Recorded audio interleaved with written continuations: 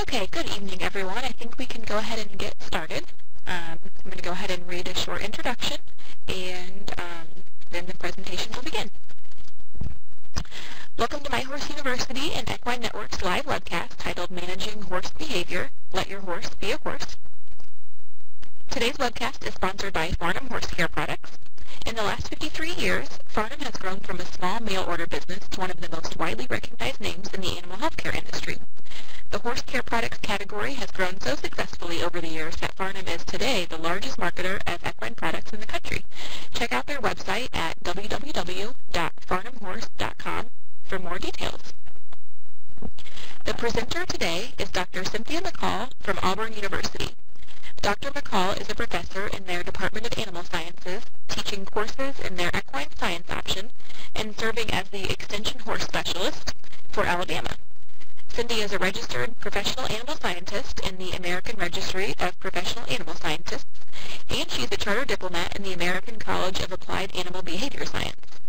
Her major research interest is equine behavior with an emphasis on factors affecting equine learning abilities. Recently, her research work has expanded into investigating stereotypical behaviors in horses, such as crib biting, and possible links between these behaviors and the nutrition and physiology of the horse. As most of you have noticed, please note that you are able to ask questions during the presentation via the text chat at the bottom of your screen. The questions will be answered by Carissa Wickens and Dr. Tammy Halewski. Carissa is currently working as a graduate research assistant in the Department of Animal Science at Michigan State University. She is studying behavioral abnormalities in horses. Dr. Halewski earned her PhD from Michigan State University in the area of animal behavior and welfare. Her research interests encompass several different areas of horse behavior and welfare, as well as horse-human interaction. The presentation from tonight will be recorded and will be made available to you by the end of the day tomorrow. For those of you who purchased the series, the recording will be in the same course site as the first webcast. For those who specifically purchased this webcast, we will email you instructions for accessing the recording. And at this time, I will turn the presentation over to Dr. McCall. Okay, thank you. I would like to say welcome to everybody who's joining us tonight, and also I would like to thank Dr. Halewski and Carissa Wickens for helping field the questions tonight. So let's go on and move into the slides, and we'll go on here and start talking about horse behavior and what you can do to help out your horse. Instead of fighting his natural behavior, you should be trying to basically learn his natural behavior and learn how to live with it and let him express his natural behavior within the confines of your management system. And the first thing with horses is they evolved from small mammals whose survival was dependent on their ability to escape from predators.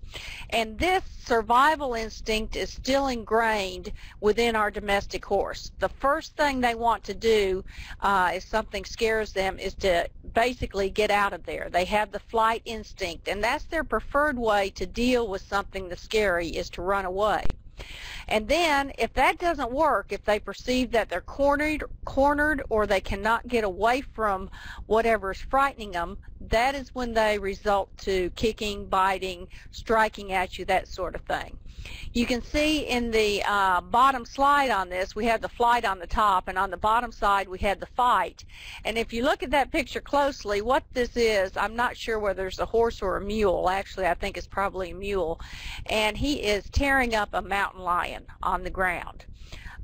So this is definitely the fight instinct has come out, and he is after that big cat. Also, I thought it was very interesting in this picture. If you look closely in the background, there's two dogs sitting back there just watching him go, saying, "Go get him, boy." But anyhow, that is definitely the fight instinct coming out when the horse perceives that he needs to fight to get out of a bad situation.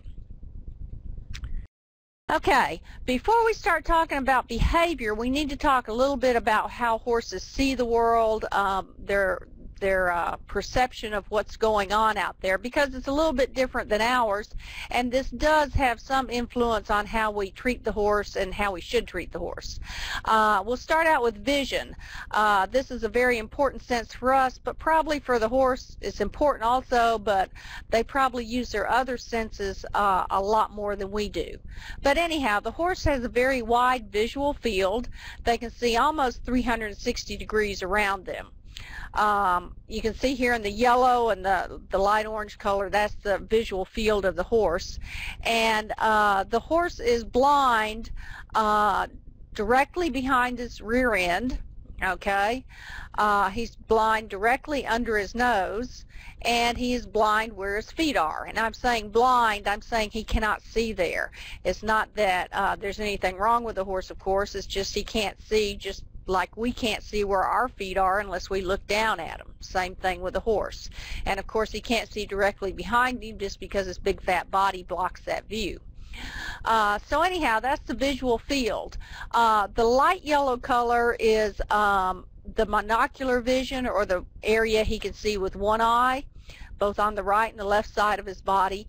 And the small kind of orange yellow color in the front is the area binocular vision. And that is where the horse is using both eyes to see depth perception. When we talk about binocular vision, that's what it is. It's simply depth perception. So the horse doesn't have nearly as much depth perception as we do, but he compensates for that by having this extremely wide visual field. Also, horses have very good night vision.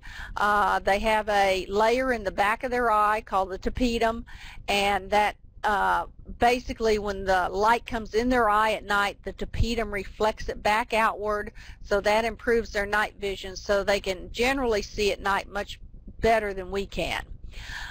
Their visual acuity is probably limited compared to ours, meaning they don't see things in a sharp focus as we do, but again, they make up for this because they're really attuned to motion detection. So they may see minute movements that we might just kind of ignore. Okay, so they're very attuned to that. Oops.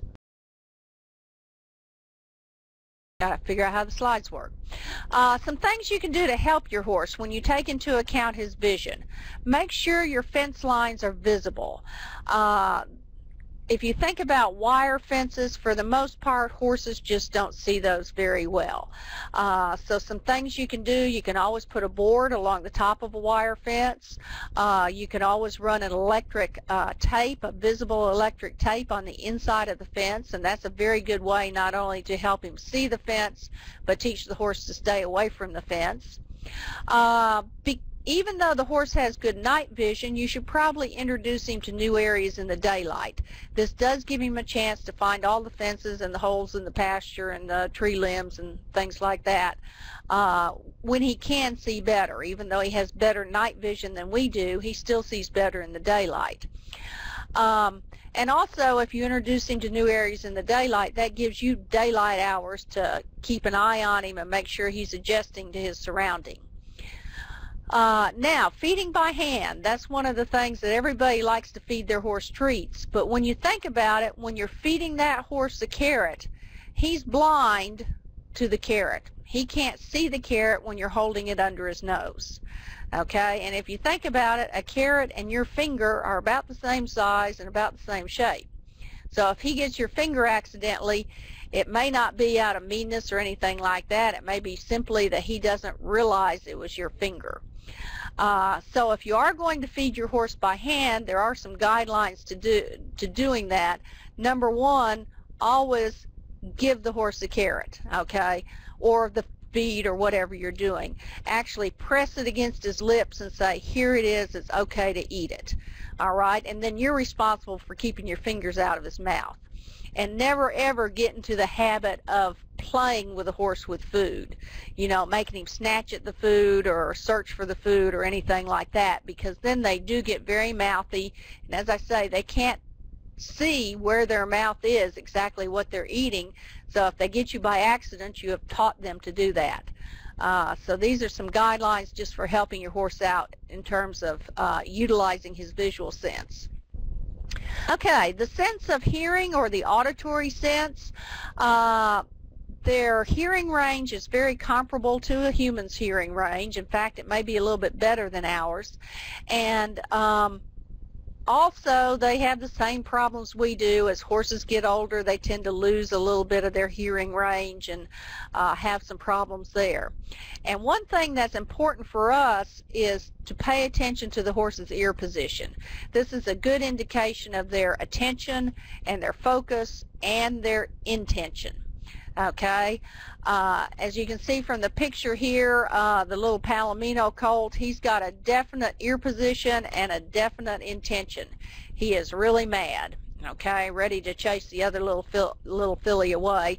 And you can see the little brown filly, she's got one ear back, but she's definitely got the ear on the side of the colt cocked towards him. That means she's paying attention to him, and you can see from her body language she is leaving. Okay, so watching their ears can give you a real good idea of what that horse intends to do, and a good horseman will always be real intent on their ears and keep an eye on the horse's eye, because as a lot of people say, when they get that evil look in their eye, they're going to do something. Okay, so the olfactory sense, or the sense of smell, horses use this in recognition. It's a fairly well-developed sense as far as we know. We don't know a whole lot about horse olfactory sense, but we don't know a whole lot about human olfactory sense either. It is a chemical sense, so the sense that the horse gets are chemical scents, just like ours are.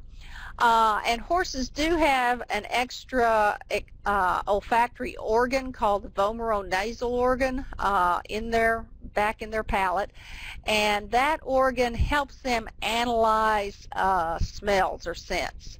And when the horse is doing the flamen behavior that you see here in the slide, or the lip curl behavior, where the horse raises his head, curls its lip upward, and that kind of closes his nostrils, and you'll hear the horse kind of inhale through the closed nostrils.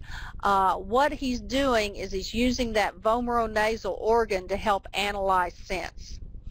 Now, in horses, generally we see this a lot in stallions during courtship, but it can occur in either sex of horse, and it can occur at different times, and sometimes even horses that are colicky will flamen quite often. So if you don't know what's the matter with your horse and you see this, this may be an indication they're colicky. And then if you really want to impress somebody, most of the time you can cause a horse to give a flamen response. If you get a citrus peel or something smelly like that and twist it under his nose, often you'll get the flamen response, so you can impress your friends that way. Okay, we'll move on. The tactile sense, or the sense of touch, that's an obviously very sensitive sensory organ in the horse, the skin, the muscles, and we utilize it a whole lot in training and handling. If you think about bit pressure, or the pressure of your legs on his side, or your weight shifting in the saddle, or the pressure of the halter on the horse's head, these are all tactile stimuli that we use. And one thing about the tactile sense is that sense is easily fatigued in the horse, and it's easily fatigued in humans too. For example, if you put your watch on in the morning and you crank the band real tight on it, you may notice it for a little while, but after a few minutes, those tactile sensory receptors are easily fatigued, and they get fatigued, and you pretty well ignore your watch band, right? The horse does the same thing. If you put pressure on the horse and leave it on constantly, he learns to ignore it. And notice I said learns to ignore. The reason there's a big fly in this picture is, think about this, if the horse can feel a fly land on him and flick his skin to get that fly off of him, he can feel you give him a cue, whether it's a pressure in his mouth or pressure in his side or whatever. He knows that you've done it. Okay, he may have just learned to ignore you, and in that case you need to go back and review your training a little bit. Okay, so let's move on and start talking about behavior once we've talked about how they perceive the world. And let's compare a little bit feral horses and domestic horses. And feral horses are what typically people call wild horses out west, but again, they are feral, meaning they're domestic horses which have escaped from human care, more or less. So there are no true wild horses in the U.S. But anyhow, our feral horses out west live in small herds, and the group size is maybe 3 to 5 animals, you know, something like that. So it's not these humongous herds of wild horses that you see in the old Western movies, okay? It's very small group numbers. And the group is very stable. For the most part, they don't want new horses to join the group. They'll try to reject them, and they really don't want any of their existing group members to leave the group. So the group stays very stable, and there's a very strong dominance order in these horses, meaning that one horse gets to be the boss over everybody, okay, and then there's a horse under that one that gets to be boss over everybody except the top horse or the real boss, etc. down the line. So that's a very simple linear dominance order to give you an idea of what that is. And with this dominance order, it is very stable and strong, but remember, with dominance, horses are always looking to move up the scale, okay? They always want to be the top horse. That's something to remember, whether they're feral or domestic. The feral horse has continuous exercise, it's wandering around all the time, and it's continuously foraging for food and continuously eating food. So that's one of the things that's very important for the horses, that continuous exercise and continuous eating behavior. Also, the feral horses are usually in a harem type situation where you have one male horse, or one mature male, the stallion, and then he has 2 or 3 mares underneath him, and then there'll be 2 or 3 immature offspring out there. And one thing that's very interesting about feral horses that a lot of people don't realize, the stallion is not always the most dominant animal, and in fact he really rarely is the most dominant animal. He gets to do a lot of the work, you know, if they meet another band or something like that, the stallion steps out there to say hi and, you know, bye, basically, get rid of them, that sort of thing. But he's not dominant to all the mares usually. Okay, so comparing that to our domestic horses, what we do to them is we isolate them. We stick them in a stall with no company. Okay, we get them out of the stall for 45 minutes a day and exercise them. We feed them very large carbohydrate meals, okay, as opposed to our feral horses who are eating all the time, small meals all the time, which are low in carbohydrates, okay. Our carbohydrate meals are typically, you know, grains, pellets, things like that we're feeding them. And we typically feed our domestic horses a very low forage diet, whereas the feral horses get a very high forage diet. So if you think about this and you compare how we treat the domestic horse to how the feral horse, or how the horse wants to live, more or less, you know, sometimes we wonder why horses are a little bit neurotic, and this may be a very good reason why, is because simply we're not treating them like a horse. Okay, so with feral horses, they operate as a group. You know, if there is a danger out there, if one horse perceives there's a danger, that horse gives an alarm signal and takes off, and everybody takes off with him. They don't stop to say, what are you afraid of? You know, where is it? What's going on? They just all run, because the one who doesn't run fast enough becomes the meal for the predator. Okay, and because of this, they operate as a group, and they feel safe when they're in a herd. Okay, and our domestic horses are no different. This is when they feel safe also. Okay, if you look at the slides across the, or the pictures across the top of the slide, I've missed the moment where they have all run off. Okay, these are some yearling horses in a pen, and some mean researcher has thrown a cardboard box in there. And they all immediately ran to the back of the pen, and then the next thing they do, whether they're domestic or feral, is if that box or whatever is not chasing them actively, they stop and they turn around and look at it. And then if it still doesn't chase them, they come back to see what it is. And then they finally destroy it. Okay, and this is how horses operate, whether they're feral or domestic. They feel safe in a group, and in a group they will go back and destroy the box or whatever. Okay, also typically in part of their group behavior, when horses are in a vulnerable position, laying down, drinking water, that sort of thing, typically they don't all do it at once. They'll do it in groups, but there's always a lookout, so to speak, one horse that is not participating. And in the bottom picture, you'll see this in domestic horses too. These young horses here are not dead. What they're doing is they're just taking a nap, but you notice we've got 3 or 4 of them laying down, and there's 3 or 4 still standing up. And after a while they'll change places. Those who've had their nap will get up and stand and be the lookout, and those who are standing up will go down. So feral horses, domestic horses are just like wild horses in this sense too. They operate as a herd, and they feel much safer when they're in a herd situation. Okay, so some things you can do with your horse to help your horse think he has contact with another horse, or to increase his contact with another horse. Okay, think about having visual contact in stabling. Okay, instead of that isolated horse, he may have to stay in his stall, but maybe if he can see the horses on both sides of him, or if he can see horses outside of the stall, or see horses in the stall across the aisleway, something like that, that will help him out a lot. It'll make him feel more like he's part of a herd and make him feel safer and less anxious.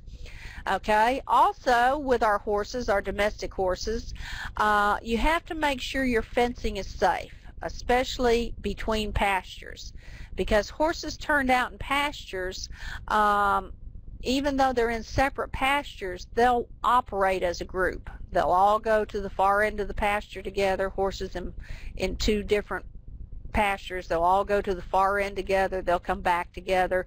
They'll run the fence line together, and they will try to huddle across the fence and be part of one large group.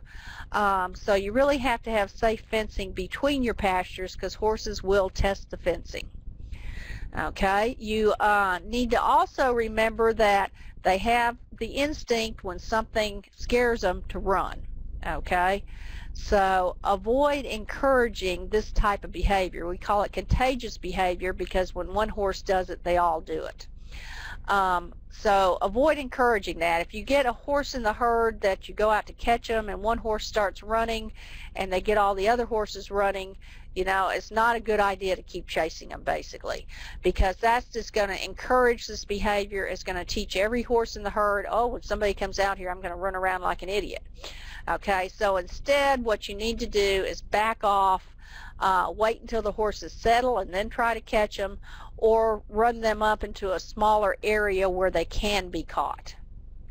Okay, along those same lines, some other contagious behaviors, if you've ever been with a group of horses and one horse, you know, goes a little bit haywire and bolts, okay, and just takes off running like a maniac, if everybody else will stop and stand still, this is a contagious behavior too. Not only the bolting, that could be contagious if everybody didn't have their horse under control, but when all the other horses are stopped and looking at him running, he kind of goes, wait a minute, what am I running from? And the rider may be able to get him back under control a lot more easily. Okay, some other things with contact is you need to make sure you're very careful when you're separating horses. If you take a horse out of the pasture and leave his buddy in the pasture, that's where you have horses running up and down the fence line getting hurt, or even worse, going through the fence and getting hurt. Okay, so you have to be very careful about separating horses that are normally together. And something else you can do with your stabled horses or isolated horses is give them toys. Basically provide diversions. put their feed, say their hay, put a flake of hay in each corner of the stall. Okay, that not only gives them a diversion finding the hay, but it gives them a little bit more exercise walking around. You can put toys in stalls. You can put feed balls. I don't know whether anybody's talked about those yet, but basically it's a device that you can put pelleted feed in, and the horse rolls it around on the floor, and every once in a while a pellet rolls out of a little hole in it. Okay, so things like that are very easy diversions for horses, and that'll help your horse keep his mind off the fact that he's not part of the herd or isolated from the other horses. Okay, with contact and the horse desiring to be part of a herd, mares and foals require some very special handling. With foals, one thing you have to do is make sure that when you're moving a mare out of a pasture, that her foal is awake and aware of what's going on before you start leading that mare away. If the foal's not awake and not with his dam, and you get the mare halfway to the gate or halfway back to the barn, and the foal wakes up and realizes he's alone, this foal gets panicked very easily. They can run through fences trying to get to their mother, and basically you can have a big wreck out of it. So you need to make sure with mares and foals that you use some very special handling techniques to keep them together. Also, when you think about weaning time, weaning is a time when a lot of foals do get hurt. One of the things you can think about with weaning, instead of abruptly just taking that foal away from the mare, separating the two of them and taking the mare, 2 miles down the road or whatever, you might try a gradual weaning system that is shown in the lower picture on the slide. This is where you put the mares in one pen and put the foals in another pen, or it'll work in stalls too if the stalls have contact with each other where the mares and foals can see each other. And you leave them there for about a week, and they'll huddle across the fence like this for a few days, and then by about 6 or 7 days the foals are off doing their thing and the mares are off doing their thing, and you can lead the mares out of that pen, and they may whinny once, and that's the end of it. So this is a more gradual type of weaning system. You do have to make sure you've got a safe fence, and you do have to make sure that the foals cannot nurse through the fence, because they will try to do that. But this is a more gradual weaning method, and one where foals do not tend to get as anxious and upset. They tend to do better and eat better, and hopefully less injuries. Okay. With our horses also, our feral horses, I said, have a very strong dominance order. Our domestic horses will too if they're in a group. They'll have a very strong dominance ranking. And dominance is established by fighting. There's no way around it. For that horse to figure out who's boss and who's not boss, they have to interact with each other. And it may be a full-blown fight for trying to hurt each other, or it may just be some sparring, kicking, that sort of thing. But that fighting is going to occur.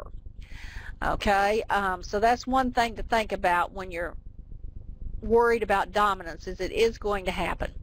Okay, also with dominance, some horses have what we call preferred associates.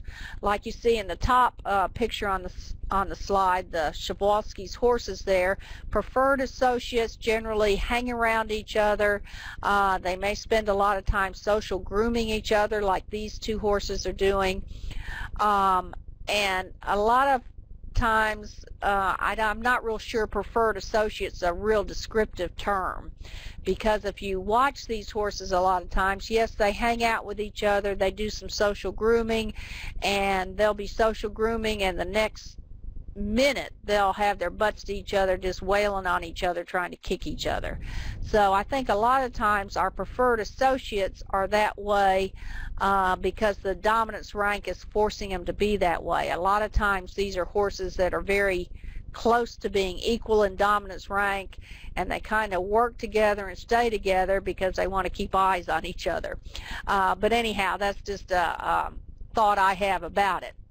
Okay, with our dominance, probably one of our biggest issues is when we're adding new horses to a group. That's when we run into a lot of dominance problems. So some things you can do to help out your horse is avoid constantly changing the group composition. If you've got a nice little group of horses out in a pasture and they all get along fine, then try not to be constantly adding new horses, taking horses away, that sort of thing. You know, try to keep that group happy and stable for the most part. If you do have to add new horses, there are some ways to try this. One is to try to have fence line contact between the new horse and the group you want him to join. Okay, and again, you really have to have a safe fence because they will bite over the fence and fight over the fence. But basically that fence, if it's a safe fence, prevents them from, you know, full-blown war. So you may save some injuries this way. And the fence line contact, that can take a week, it can take a month. So basically, you know, give them enough time to work it out before you put them together. Another thing that a lot of people do is they may have a new horse, and what they'll do is they'll figure out who's the lowest ranking horse in the established group and bring that horse in and let those two horses kind of buddy up for a week, and then they turn them back in with the established group. Sometimes that helps a lot. And of course, you always should have a large, safe turnout area when you're putting a new horse in a group. And you need to be there and observe what happens. And, you know, it's not just observe it for 15 minutes and leave. Sometimes everything appears to be okay, but, you know, an hour or two later, then horses have a war. So, you know, keep observing them throughout the day. Be ready to go out there if you have to and separate them if they, you know, are to the point where they're going to hurt each other.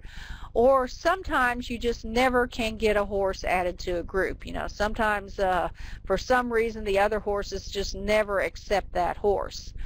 And there are some things you can do when this happens too, but the bottom line is eventually you're going to have to separate them.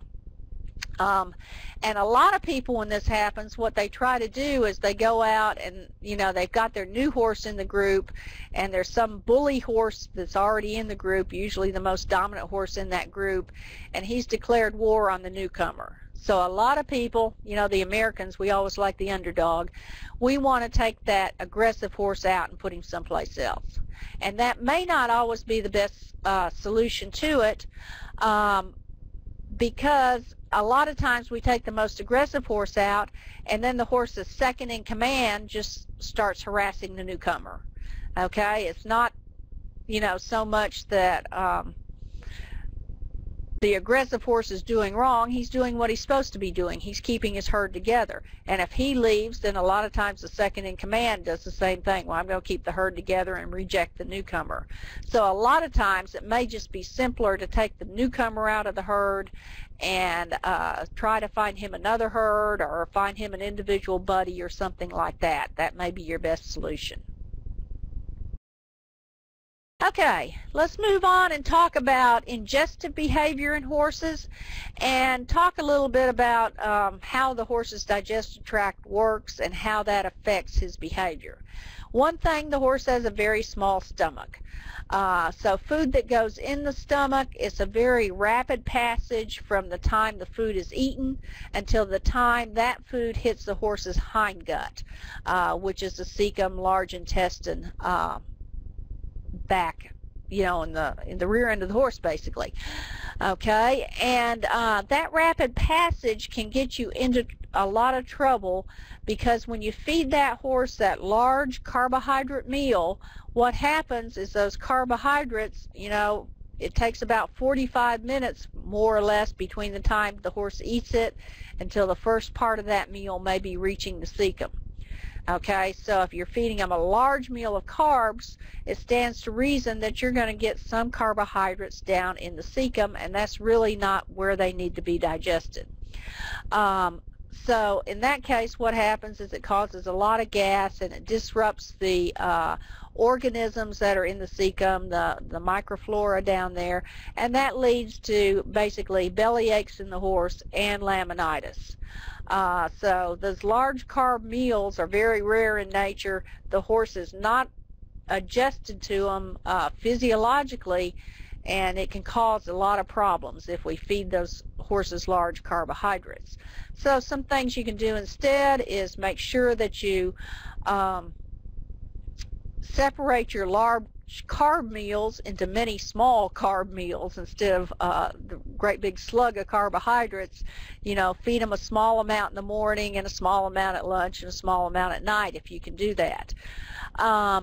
And basically the rule of thumb depends on who you talk to, which equine nutritionist, but if the grain portion or the concentrate portion of the diet is more than about 6 pounds, you need to separate it into 2 meals. Okay, so horses just aren't geared up to eat that large amount of concentrate. Okay, and continuous meals. We've talked about the feral horse is eating one continuous meal more or less all day long. I mean, he'll stop and rest and things like that, but for the most part, if he's up moving around, he's eating. And this is how it's meant to be. The horse with a small stomach, and he's got a lot of hind he doesn't have a gallbladder, so he can't store bile and secrete bile into his intestinal tract. You know, just at the meals, it's continuous. All of these things mean that this horse is just physiologically adapted to a very continuous meal and a forage meal. So it's important, if we can, to put our domestic horses on high forage diets. Okay, lots of grass, lots of hay. If you can't have grass or hay, go for something like beet pulp. You know, try some of that type of forage also. That will help you. Okay, and the horse's intestinal tract is one directional. There's no burping, there's no vomiting. What goes in has to go out the back end. So again, the high forage diet and the continuous exercise help move things along the track in that one-way route that it's got to get out. Okay, and this is important to try to, again, with our domestic horses, keep them on that high forage diet and give them plenty of exercise. Okay, so some things, small meals we've already talked about, high forage diets we've already talked about. If you are feeding horses as a group, it's best to use individual feeders. You can see in the top picture on the slide, this is a group feeder, and you can already see if you look around to the left of the group, there's one horse who's missing out. Okay, and this is what's going to happen if you use a group feeder. The biggest horses and the most dominant horses are going to get to eat, and the more subordinate horses are not going to get to eat. So group feeders, you know, are not necessarily, they're convenient for us, but really not a good thing for horses. It's best to use individual feeders if you can. If you're feeding horses in a pasture or a group, you know, you can go to the extreme, like in the bottom slide, where you've got the buckets hung on the fence and each horse gets their own bucket. Okay, or you can just scatter your feeders out on the ground. And that's probably the most practical way to do it, is get some individual feeders, scatter them out on the ground. Make sure you have extra feeders. For every 4 or 5 horses in the group, you want to have 6 feeders, basically. Okay, and the reason you do this is because when you feed the horses, that most dominant horse is going to get the first feeder. Okay, and so on down the line till you get to the subordinate horse, and they're going to get the last one. And about the time they start eating, especially if it's fairly large herd size, the dominant horse is finished and they bump off the next most dominant horse, and it goes so on down the line, kind of like dominoes falling, till it gets to the most subordinate horse, and again he's moved from his feeder.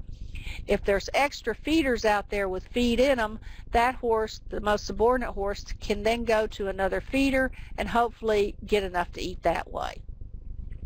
Okay, also if you're feeding as a group, you need to sling that feed out pretty quick. Okay, distribute it very quickly to those individual feeders. And you want to do this again because you don't want that dominant horse to gulp down all the feed and then immediately go and eat somebody else's feed. So you want to give all the horses an equal time to try to eat. Okay, and something that'll help you out if you are feeding as a group is try to distribute the feed in kind of the same order to the feeders each day. And hopefully by doing this, what will happen is your dominant horse will go by its feeder and wait, and the next most dominant horse, and so on. And some of those subordinate horses will go to where they know they're going to get fed, and they'll wait. And you won't be out there with 16 buckets of feed and 16 horses milling around you and fighting with each other on top of you and things like that. So that will help out immensely. And if you are having troubles with horses when you're feeding them as a group, if they're pushing and getting on top of you and everything like that, one thing you can do is go out there and take a lunge whip with you when you feed them, and any place you can reach with that lunge whip is your spot, and they shouldn't be in it. And if you will strictly enforce that, they'll learn not to stay on top of you while you're trying to feed them, and that's a much safer situation for you. One other thing about the group feeding situations, if you are feeding them on feeders on the ground, just scatter those feeders out. Okay, make sure you leave plenty of room between them, because you don't want the feeders in a tight little circle or a little square or something like that, where you can get a dominant horse in there and they can control 2 or 3 feeders just by giving some other horse a nasty look. Okay, so kind of scatter them out, leave plenty of room between them, and feed them fast, and that'll help out. And then, of course, we've already talked about the exercise and diversions, how important that is for the horse's digestive system, and how that will help keep him happy when he's in a less than natural situation like in a stall. Okay, some other special feeding problems to talk about. Horses, a lot of times they'll have some wood chewing behavior, which you can see in the slide on the left. And these horses, if you look around, you can see why they're chewing wood. They're out there in the snow and there's nothing else to eat and they're hungry. Okay, so, and this is typically where you see a lot of wood chewing, is when the weather gets a little bit gray and rainy or snowy. Typically horses will start gnawing bark off trees or gnawing the fences down, and this is really pretty much a normal behavior in horses. So it's irritating to us. It destroys our facilities and our trees, but don't worry about it too much in terms of, is it abnormal, because it's not. Horses will do it. Okay, and the best thing you can do is make sure they have plenty of forage so they're not hungry, and even then some of them will chew wood. It seems to be that, that bad type of weather just turns it on in them, that, they kind of need to chew on something. Tail chewing, another irritating thing that horses do, especially a lot of young horses, and I don't know how they get into this habit, but they will chew their mother's tails off and chew each other's tails off, and you have a whole herd of short-tailed horses except for one, and that's usually the culprit. So anyhow, with tail chewing, if you can find out who's doing it, about the only thing you can do is separate them. Okay, and get that one out of there. Now, eating feces. In adult horses, eating feces or coprophagy, that is not normal. Adult horses do not do this normally. Generally, if they are eating feces, there's some kind of problem going on. And often it can be related either to lack of forage or sometimes lack of protein in the diet. All right, so if you see an adult horse eating poop, that's not good. Okay, and you need to evaluate your feeding management and your diet to see what's going on with that one. Consult a nutritionist and they can help you out with that. Foals will eat feces, and it is perfectly normal in a young foal for them to eat feces. And typically what they like are freshly voided feces from their mother, and there'll be a big steaming pile of horse poop, and the little foal is just down there just glomming it down. I mean, just shoving it down his throat. And then the next thing they want to do is come over and kiss you. So, with a foal, perfectly normal. Don't try to stop it. Let them do it. It's thought that this is one of the ways that they get bacteria and microorganisms into their intestinal tract. All right. So perfectly normal in foals, just let them do it. Some of the stereotypic behaviors we see, especially crib biting, you know, we want to think they may be related to feeding behaviors because they're oral behaviors. Whether they are or not, we're still doing a lot of research on that. Carissa Wickens has just completed some research looking at that. But anyhow, definitely if I had a horse with a stereotypic behavior, again, I'd use the same type of plan to try to reduce this behavior. Whether it helps or not, the horse will at least be happier. If the horse has plenty of forage, that may help. If the horse has contact with other horses, sometimes that helps. You know, just basically check the horse's feed, check his feeding schedule, and try to get everything as normal as possible. Sometimes you can turn horses out and they will quit cribbing, you know, so these are what I call the fair weather cribbers. They only crib when they're enclosed. Some horses go ahead and crib in pasture. Basically, I don't try to prevent the behavior, I just try to give them a good place to do it where they're not going to destroy the fences.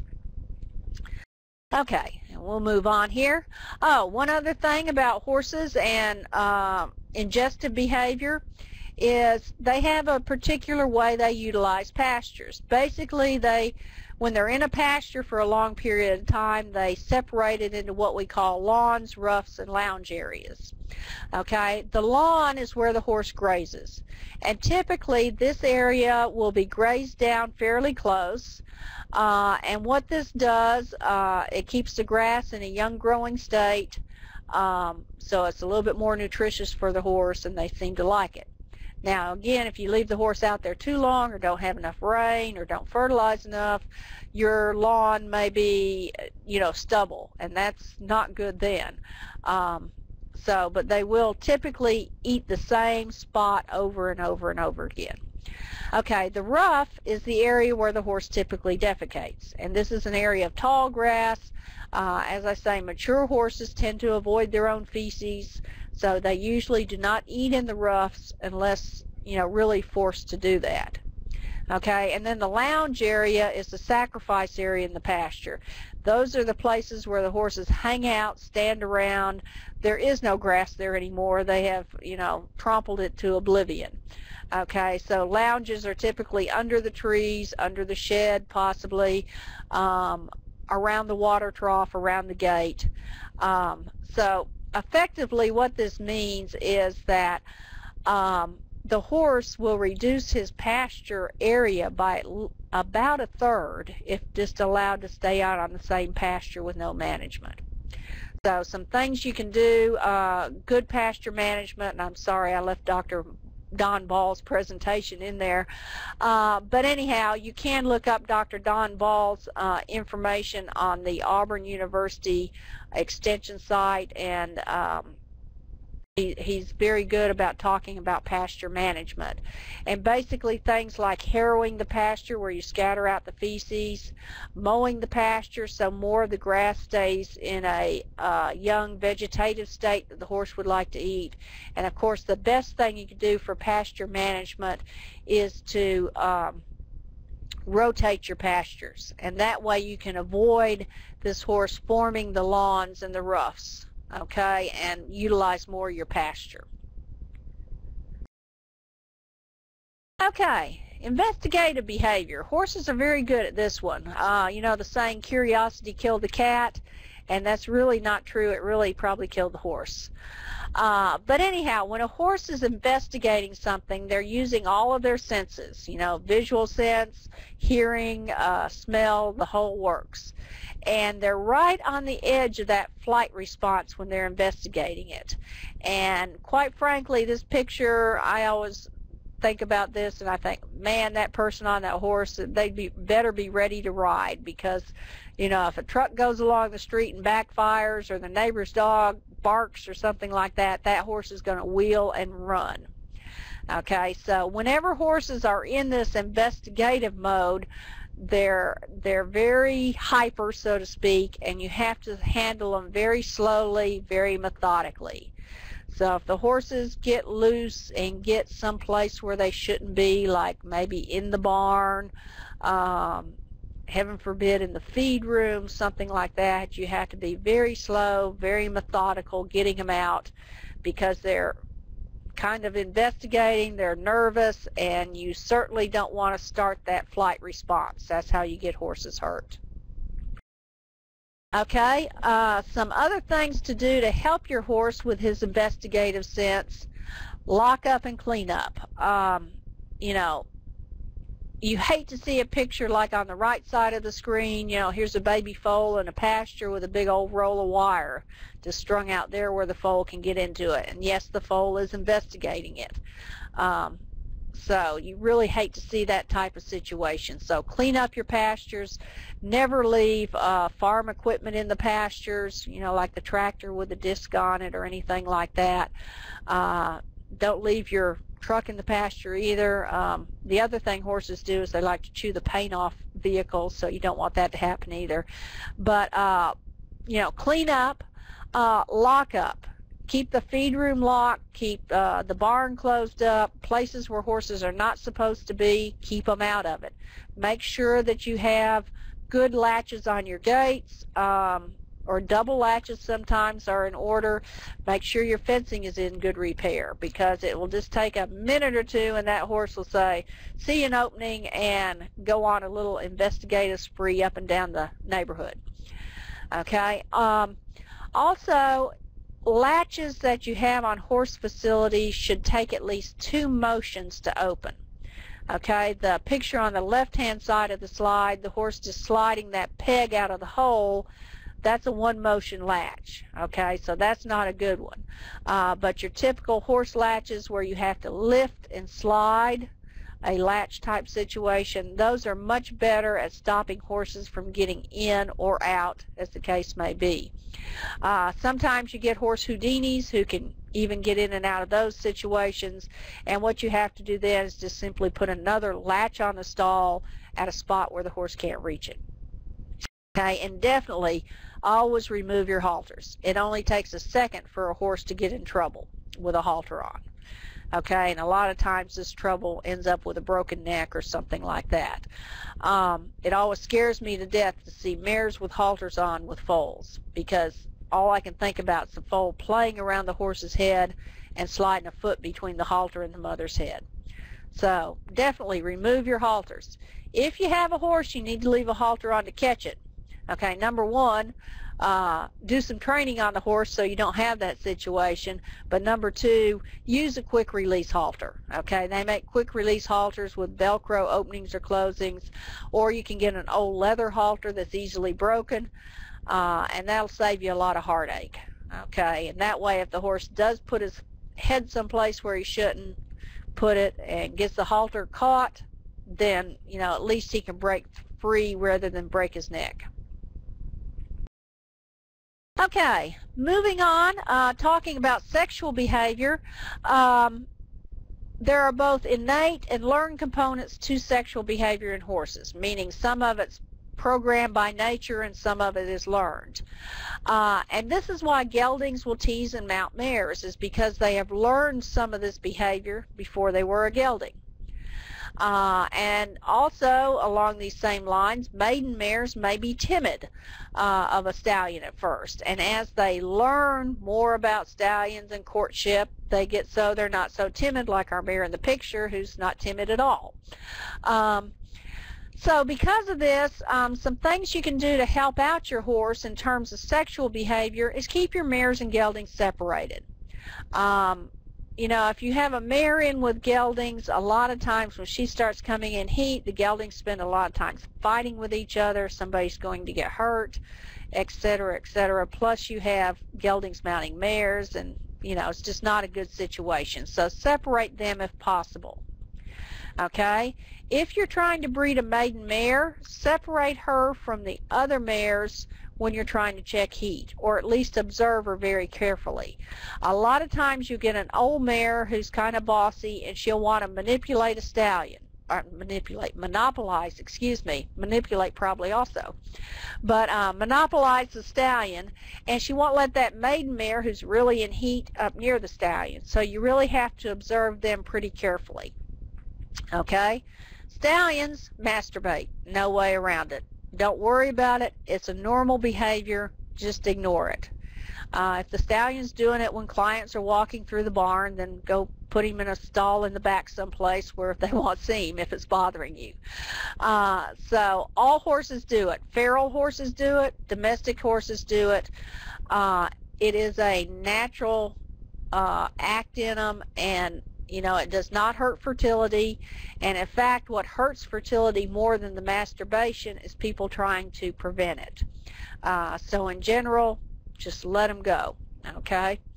And estrus in mares, you will have to usually adjust your training schedule for estrus. Mares in estrus are either the best they've ever been, or more often, they're the worst they've ever been. So you either have to, just kind of say those are free days, let's go trail ride, don't worry about training, or if your horse is really a problem, you may need to talk to your vet and get some oral progesterone, and that will keep the mare out of estrus. You can administer that, and that will help out your training situation a whole lot. Okay, so to wind it up here, talking just a minute about behavior problems, first thing to ask yourself, is it a true problem? Is it hurting the horse? Is it destructive, to the facilities or something like that? Is it dangerous? Okay, if it's one of those three things, then you may need to do something about it. If it's simply irritating to you, then, probably your best bet is to ignore it. And another thing to ask yourself, am I rewarding it accidentally? And this is often the case. For example, a horse that kicks the stall at feeding time. What do we all do? We feed it first because we don't want to hear it kicking the stall. So we have rewarded that behavior. Okay, so check and make sure you're not accidentally rewarding the behavior. Then ask yourself, when did it start? Can you go back and pinpoint a time when it started? Did it start when I started keeping the horses in the stall all day? Did it start when this horse's buddy moved away to another farm? What has caused this? So those are some questions to ask. And then to fix it, if you can identify the cause and fix the cause, that's much better than simply modifying the behavior. Okay, for instance, that horse kicking the stall, you can modify that behavior by putting a kicking chain on the horse so that every time the horse kicks, he's beating his own legs up basically, but you're really not fixing the cause of the behavior. Okay, so something else you could do with that kicking horse is it may not eliminate the cause, but at least it stops the problem, is when the horse starts kicking the stall before feeding time, just simply go get the horse out of the stall and take him and put him in the pasture. Okay, and then you can go out there and feed him later, and that eliminates at least the behavior, and it also will eliminate any secondary reinforcement the horses getting from beating on the stall. And another thing that's very important, avoid creating problems by naturalizing your management. And this is what we've been talking about the whole night. Increasing eye contact with other horses, exercise, opportunities to socialize. Even if you can't turn that horse out with other horses, can it have a fence line socialization with them, or socialization with a horse in the next stall? Increasing forage, increasing meals, smaller meals more frequently, increasing toys, and possibly increasing space. This may be a very important one, is figuring out, is this horse just feeling a little bit crowded? Does it just need more space? And then check the environment. Check is, maybe this horse would be happier in another stall. Maybe the horse would be happier if it was in a stall with a run attached to it, something like that. So check your environment. Okay, with that, we're running out of time, so we better quit here. So, questions? Thing I need to answer.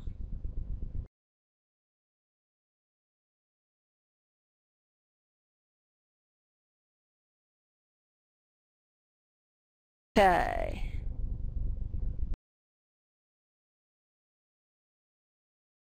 A question here. Okay, I've got question from Carissa. She's been asked about handling a horse with severe separation anxiety. It's a draft horse, and he went pretty berserk when his friend was taken away. Size and strength of the horse presented some unique challenges. Are there other strategies they can employ to calm the horse down? You know, that is a tough one. Of course, any horse, as big as they are, can cause some unique challenges because, you know, they can tear a barn down and get out if they have to. So strategies they can employ, probably just some behavioral modification type techniques would be good. If they can, when the other horse leaves, if they can, you know, get the horse out, do some mild training with him, whether it's round pen type training, or just, you know, basically give the horse a opportunity to do something he knows how to do. One very good one for me is back the horse up and reward him. Okay, this backing up is incompatible with a horse, you know, charging across on top of the owner or anything like that, and then it allows the owner a chance to reward the horse for good behavior instead of punishing it for bad. Some other things they can try is, of course, you know, when the other horse leaves, maybe they could feed the horse a treat, okay, and that may distract him enough to keep his attention away from the fact the other horse has left. So these are some things they can try, and hopefully some of those will help calm the horse down a little bit.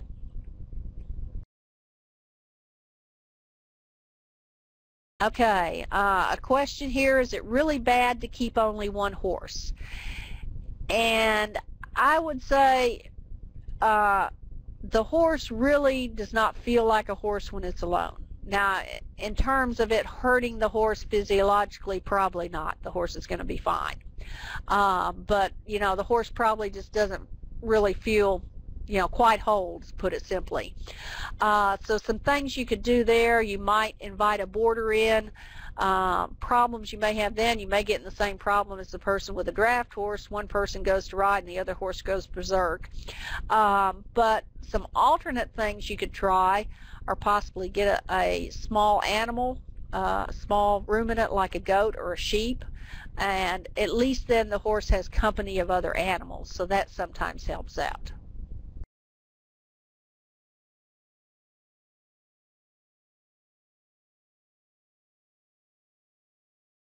Okay, other questions?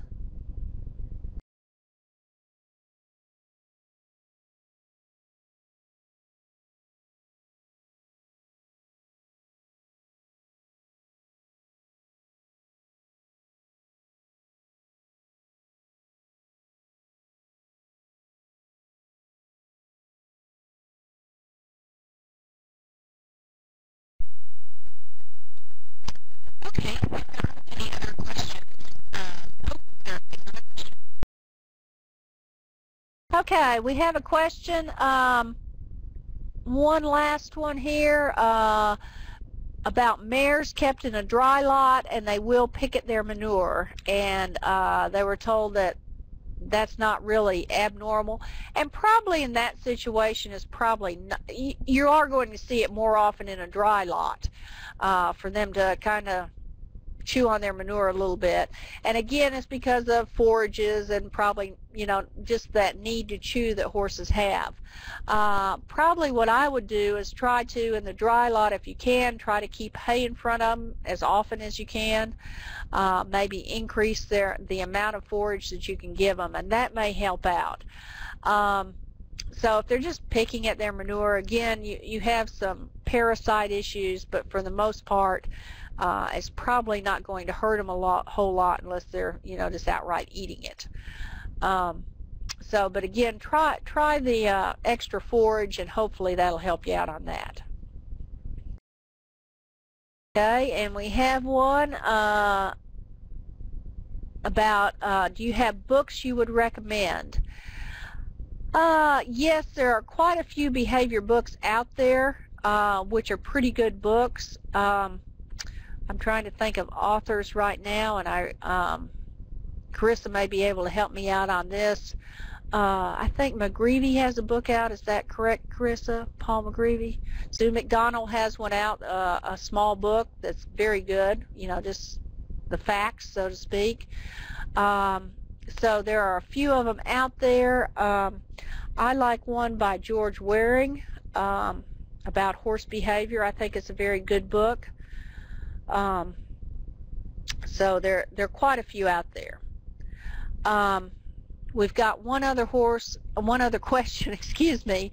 What about aggressive head moves when riding in the ring towards other horses? Okay, this one is kind of one of those learning type. It's a learning and behavior thing. The horse is definitely what that horse is doing is just trying to say, I'm boss, don't get around me, I'm bigger than you are, type thing. And basically it's natural behavior for the horse. The problem is that you don't want it to happen while you're on it. So what you've got to do is convince this horse that you get to be the boss and you're the one that's going to tell the horse when it can make nasty faces at other horses, which is pretty well never. Okay, so again, this is more of a training issue, and it's not that you have to beat the horse or anything like that, but definitely you have to keep the horse's attention on you. If the horse does make nasty faces, you can correct them, and you can a lot of times correct them with just your voice, and that'll take care of it. But you have to be very consistent about it. And, you know, again, this will kind of help the horse know that you're in charge and it doesn't get to make nasty faces at everybody. Okay, Carissa's given me some other information here. Paul McGreevy does have a book out that's supposed to be quite good. It is a little bit expensive.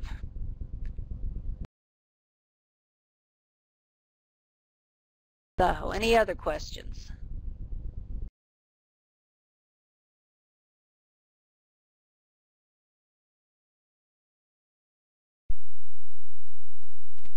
Okay, we don't have any other questions. Nope, we don't have any more questions.